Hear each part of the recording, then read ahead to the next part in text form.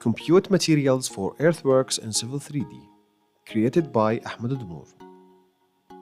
Welcome. In this video, we'll learn how to compute earthwork materials, that's the cut and fill volumes, between existing ground and the proposal design surface.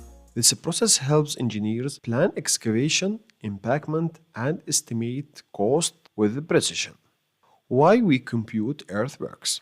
Compute earthworks is essential for every road project to allows designer to measure material movement, plan construction operations, and ensure compliance with the engineering specification. Before we begin, let's explore the compute material dialog. As shown in section 100, this is natural ground, and this is corridor section. To display the corridor in the same shape and colors used in the assembly from which the road was created, select the corridor, then right-click and edit corridor section properties. Then in object style, select all codes, then OK. As shown, this is pave 1 and pave 2 base, then sub-base. Now, select the section, then compute material, a sample line group, select alignment road B, and select sample line group collection 1, then OK. Now, before we begin, let's explore compute material dialog. Quantity takeoff criteria. Define what kind of material will be measured. We will choose earthworks to focus only on the cut and fill between surfaces. Then in volume calculation method, choose the calculation method that fits your project. Here, the average end area method is most common and reliable for linear road projects, and for highly curved terrain or precise earthworks, you can use the pre-model method for extra accuracy. Select average end area. And finally, the material mapping table. Select existing ground surface as existing ground, and in datum, select corridor B, then OK.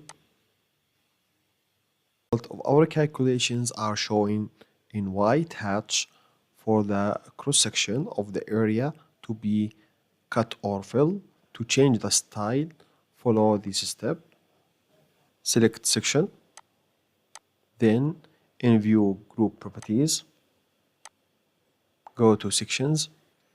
Here, select earthworks, then in style, select basic, and click here in display, choose view direction, not any plan, choose section, then here select solid shape area, and in pattern choose predefine, and for example select ANSI 31, then OK. And in scale, choose scale 0.2, then OK, OK, then OK, as shown for all sections. Then to display the results in the form of a table summarizing the calculated volumes, go to Analyze, then in Total Volume Table,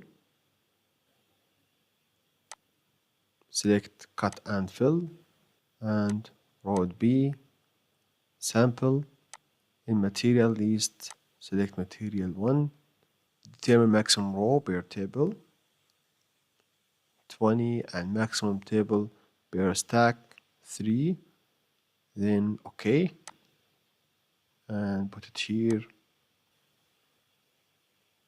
This is a summary of the total volumes that were calculated from the cross sections on the road, the backfill quantity, and excavation quantities, in addition to the accumulative fill volume here and cumulative cut volume in last column. Thank you for watching. See you in next lesson.